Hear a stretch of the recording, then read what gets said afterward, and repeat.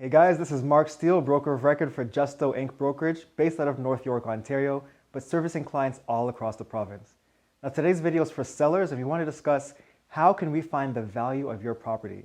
This is an age-old question, and there's never an exact science to find the value of your property, but most realtors, including the ones that we have here at Justo Realty, are going to do something called a CMA, or comparable market analysis.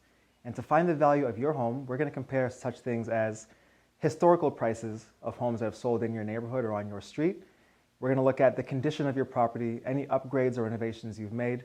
If you live in a condominium, we're going to look at the amenities your building offers, what floor your unit is actually on, and a few other things that you may have done to your actual unit specifically, including if you have parking spaces or a locker. So there are so many things to consider when finding the actual value of your property or the approximation of the value. But to see a full list of these points, check out the Justo ebook on the justo.ca website for a lot more details. And of course, if you have more questions, contact me directly.